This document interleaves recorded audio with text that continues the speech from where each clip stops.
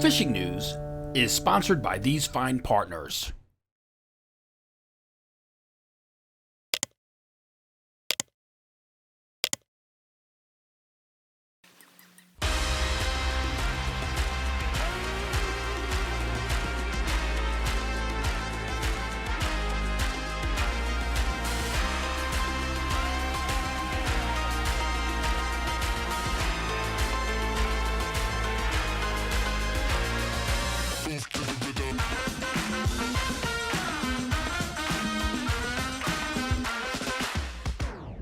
Well, as I said it in last week's video fishing forecast, I was looking forward to unwrapping the boat and getting that Suzuki all fired up. But the start of this week and the return of winter, I don't know, I'm kind of thinking Florida and a latitude adjustment.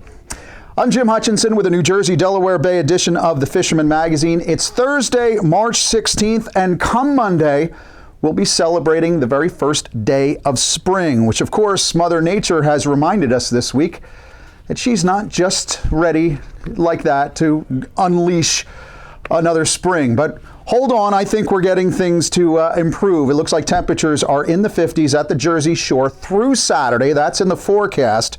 So maybe to see another uptick in striped bass reports, maybe winter flounder from Shark River and Manasquan, maybe even the Navesink. Some sun in the forecast would be nice. Did see birds dive bombing on bait in the sun on Sunday. Fairfield's Dennis Portland sent this video as witnessed on Sunday along the Raritan Bay.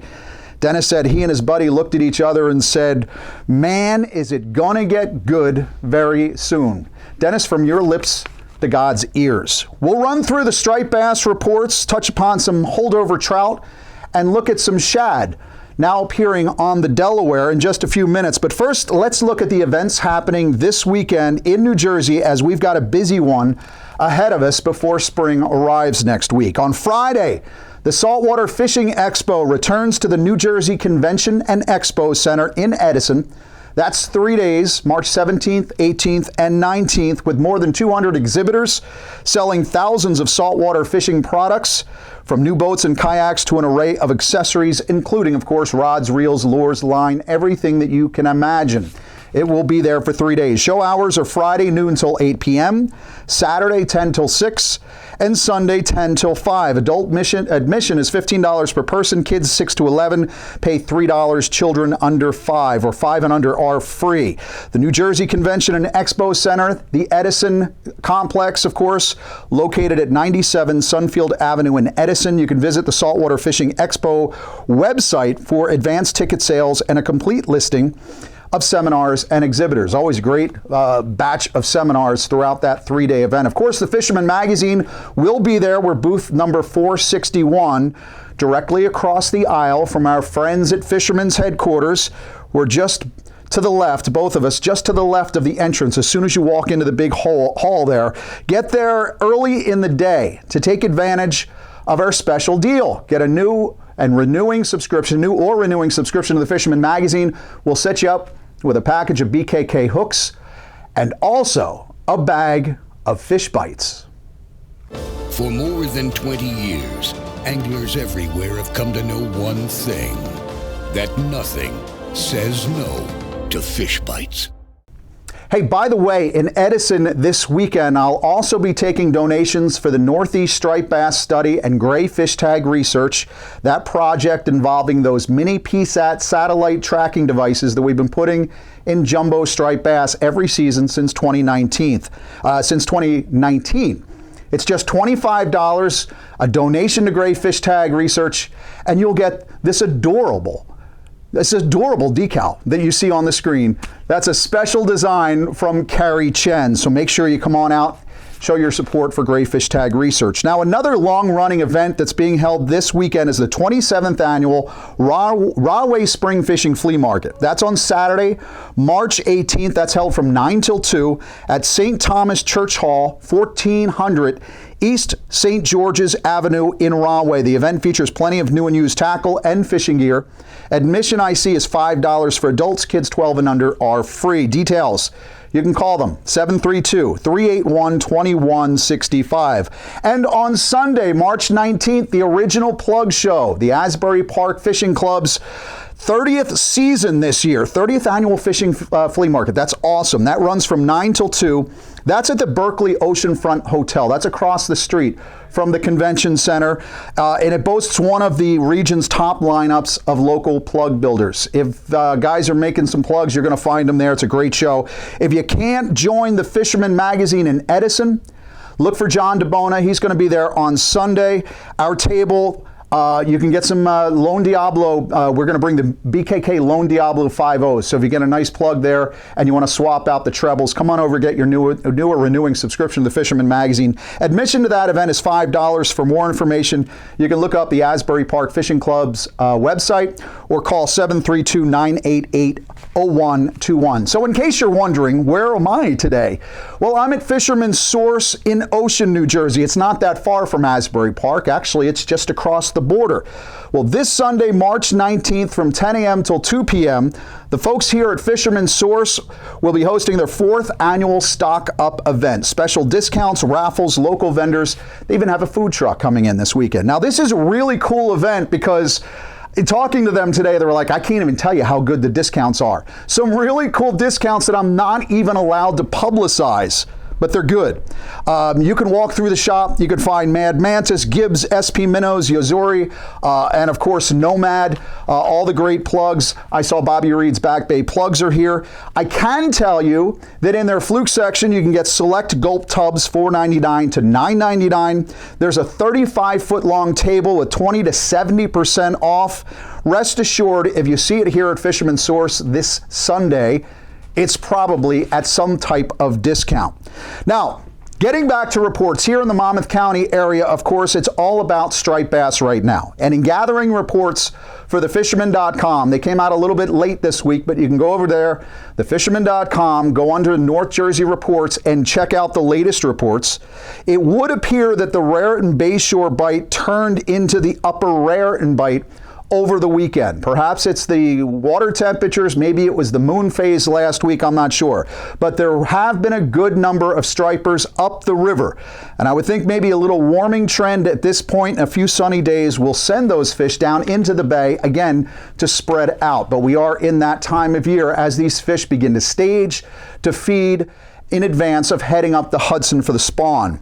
Now, Wesley Bushell said he and crew found great fishing on Sunday in the northern part of the state using swim shads and bucktails that he said they were glued to the bottom. Quite a few good-looking stripers to show off there, however, in some of those upper river stretches. Stephen Bennett said dark, soft plastics jigged slow along the bottom did the trick. Again, in that north country here in the Garden State. A quick shot of his fish finder shows you that our powder keg here in New Jersey is just about ready to explode. NLBNs, no live bait needed? Yeah, you can find them here at Fisherman's Source this weekend. American anglers Carl Hartman continues to send photos of stripers in the northern part of the Garden State, probably the Hackensack River confines. But I do believe these fish are also they're spreading out quite a bit. Carl Chen has been doing quite well so far this season with a bunch of released fish. And another American anglers report comes by way of Adrian Grube as well. So most folks that are getting out and about are finding some striped bass action. While this week's temperatures are more on the wintry side, we've had higher than normal weather, air temperatures, water temperatures throughout this winter. So it's not just the bloodworms at this point. Of course, the bloodworms will do it.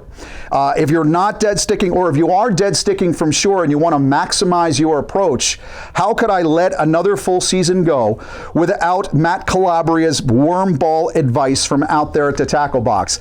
Matt's video is at the end of this week's video fishing forecast if you want to learn how to tie the worm ball if you're looking for some of those spring stripers. Now, as we move along, call it to the lower half of the Garden State of Toms River and below, the folks at Hook House and Toms River said that bass scattered from the locale. You know, they were really stacked up in areas of the Toms, but Dennis said they've kind of scattered at this point with the water temperatures being what they are.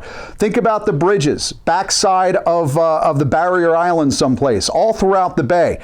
Gregory Davis found stripers willing to whack at white shad sometime last week.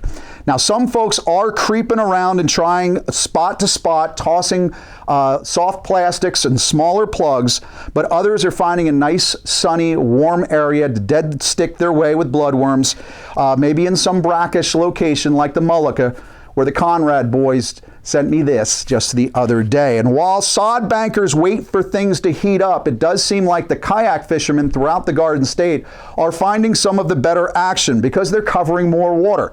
A lot of these guys are using fish finders as well, so you can find where these fish are scattered versus being stacked up. But Matt Trucks has been pedaling his way around to some really good bass fishing over the last week or two. You can expect some of those popular points and landings around the Mullica and Great Egg to begin producing as things warm up. Again, hopefully that occurs this weekend, the final weekend of winter. Matt said that the fish he's finding thus far are local residents, mostly schoolie size, but some keepers in the mix, and he stressed that he's letting those breeders go back. Mandel Mobley as well, working the west coast of New Jersey. Think along the bend in the Delaware.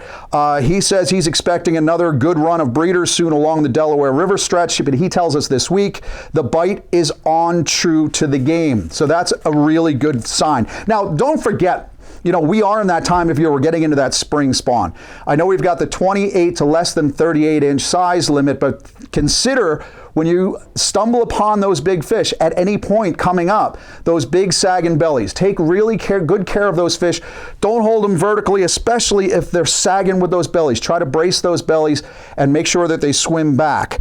But what I haven't seen yet is the migration map chatter. That hasn't started yet, and I can expect the social media channels to start soon enough. But I will tell you this.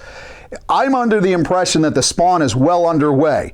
Actual word I've gotten is a striped bass on the Chesapeake, the upper stretches, have already moved into their prime spawning location. So the Chesapeake is already loaded with some jumbo fish and some big fish caught and released already before that March 1st restriction was put in place for a lot of those Chesapeake tributaries. Dean Dannenhauer from the Cape Atlantic Striper Club, as well as Advanced Fishing Century Rods, with a beautiful Maryland striper just before the upper river closure. So yeah, I think that spawn is underway.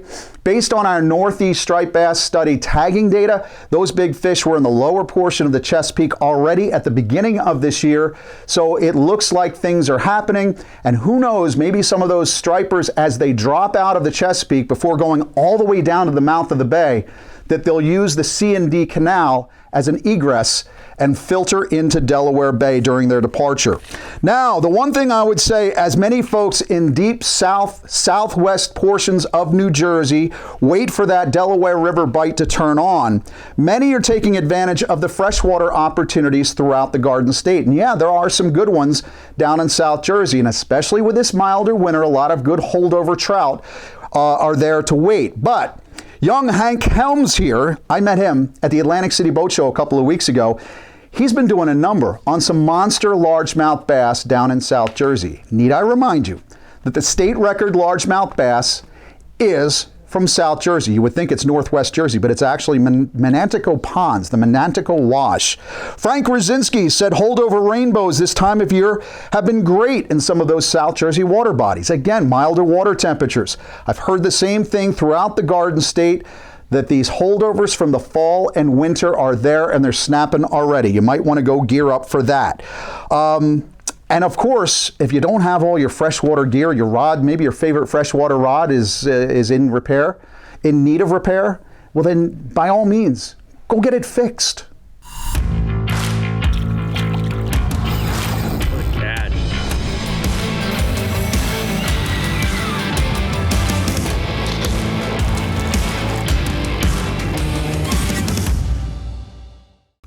And now we come to Shad Watch 2023. Just before the striped bass head up the Delaware, you can expect those American shad to come up there before.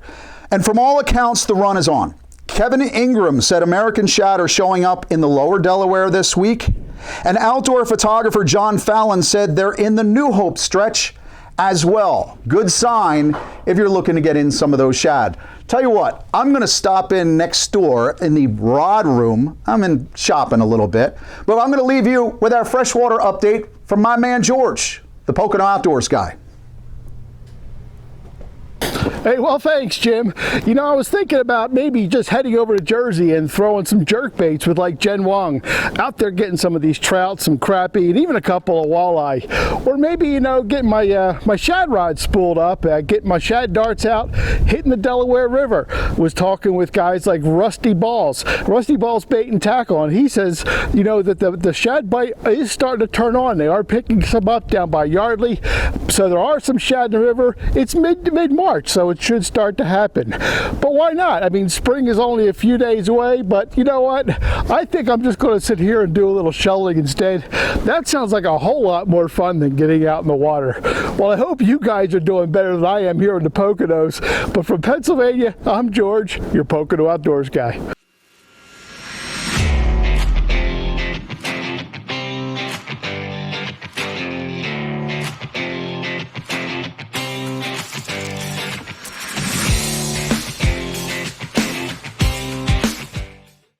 Told you I was going to come out to the rod section. St. Croix, Penn, Tsunami, we got Shimano, Jigging World, everything that you want here at Fisherman Source. Wind and whales. How long have we been talking about this? Well, Congressman Jeff Van Drew has a field hearing today at the Wildwood Convention Center. That starts at 2 p.m. And this video, of course, is released at noon on Thursday. So I'm probably on the road already or standing in line to go take a look at that event. I will have more on this particular congressional hearing in next week's video fishing forecast. We'll see how things go, and whether it's a dog and pony show or if it's not just about whales but actually about this wind energy, this industrial wind. I'd like to hear more in-depth testimony today on the EMF impacts on summer flounder and benthic species. I'd like to know about cold pool, about radar frequencies around these wind turbines. I'd like to know about all the jamming and how the current changes and plumes will be affected. It's all possible. Again, I'll find out today, hopefully, and pass along that information in next week's video fishing forecast. Finally, I was kicking back on Friday night watching one of my favorite television shows. That's Blue Bloods. But as much as I love this quintessential cop show, I was a little taken aback by one particular scene where a drug dealer offered Detective Danny Reagan $10 million to look the other way. I bet you a detective. I love a boat. Maybe even one for my dad. You know, like a real fishing boat. A couple of twin 1,800 horsepower engines. Are we gonna need a crew too? Yeah, definitely need a crew. Gonna need a clue too, Detective. There's no such thing as an 1,800 horsepower outboard. Not that I'm aware of anyway. It'd be nice to see some of these screenplay writers. Well, actually, it's nice to see these screenplay writers incorporating a little fishing into a drama series. But maybe you should check on some of your information from time to time, or maybe get a fisherman on staff to let you know when you've got things right or wrong. Kind of nice in the mainstream journalism world again as well. Don't you think? The 4th annual Stock Up event here at Fisherman Source. It's the rods, it's the lures, it's all the tackle. Come on out here Sunday, March 19th. That's from 10 a.m. until 2 p.m. And of course, they are located at 3501 Sunset Avenue in Ocean. And it's just around the corner from the Plug Show. And of course, we'll be at the Saltwater Fishing Expo Friday, Saturday, and Sunday. It's a busy weekend. I hope to see you at one of these locations this weekend. The Worm Ball. It is a great bait presentation for gunning for spring striped bass. This is one we learned about at the Tackle Box a couple of years ago. Matt Calabria is back this week, and he's got this how-to segment on how to bundle up those bloodworms and make a worm ball. You can get all this stuff out at the Saltwater Expo this weekend, everything but the bloods. Catch him up, see you at the show, and we'll see you next week right here at thefisherman.com. All right, so now I'm going to show you what I do to start making this worm ball on the inline circle hook, right? Take a couple worms, take your hook with a little piece of rag on, and all you're doing is just leaving about a quarter of the head of the worm past just tying it on the rag. You're just going to just start it. A little bit of that clam tie, you're just starting, right? Take a couple bloods. Those are sandworms. Those are 2 sandworms. Here's 1 blood. Throw another blood on there. Got a couple wraps.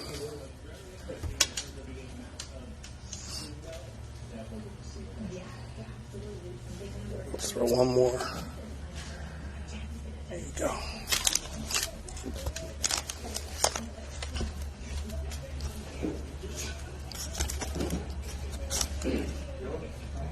Fold that over.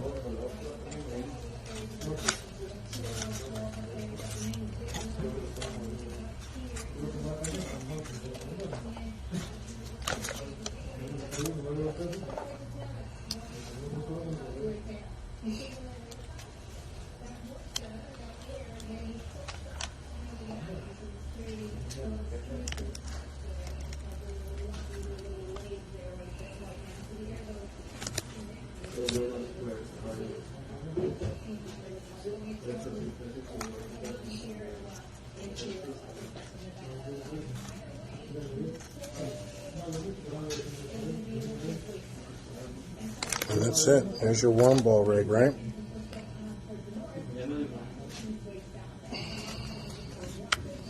Take a couple drops of this, drop it right on top of the cotton. It's going to soak that right up, and it's going to last a lot longer than just that cotton elastic tie-down that you're using, and that's it.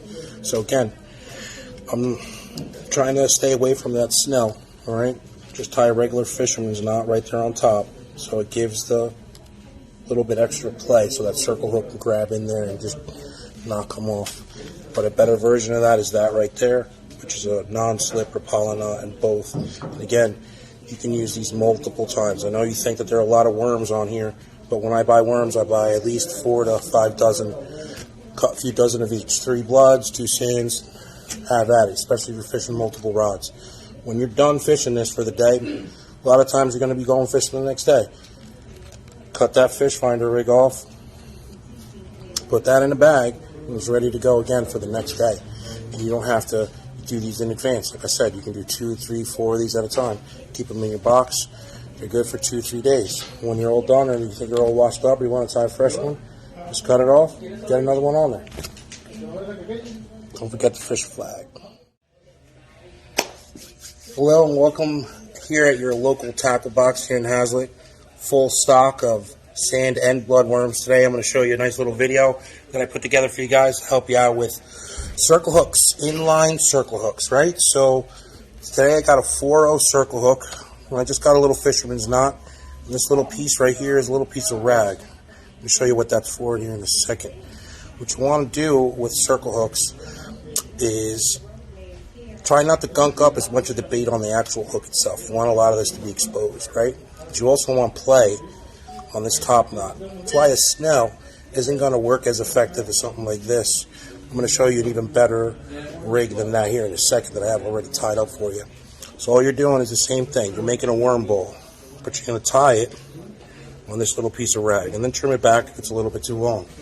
This cotton rag is also going to help soak up some of that delicious clam oil. Get yourself a good scent trail. But here, check it out. So this is the one I just made up for you guys. So it's about 4 or 5 worms, a couple bloods, a couple sands. You see that right there? Let that focus in. So that's called a non-slip Rapala knot. See how that slips nice and easy? It's completely free. Alright? On that circle hook, completely exposed. The only thing holding that thing together is that rag. You can cast this a million times. It'll never come off. Alright? It's on there. They can grab that, gunk on that, all that fun stuff. It'll never come off. And all you do after each fish is tie a couple more worms on there, put a little dab of clam essence, and you're good to go. It's that simple. Best thing with this, though, is not taking it out of the sand spike when you're getting hit. Believe it or not, it's going to hook more fish than put the rod in your hands. So when you're getting hit by that bass in the surf, keep the rod right there in the sand spike. And all you're going to do, when you start seeing that tip slightly bend over, that's when you want to just start reeling. You're going to hook that fish every single time. Then take it out, fight your fish, and do your thing. All right?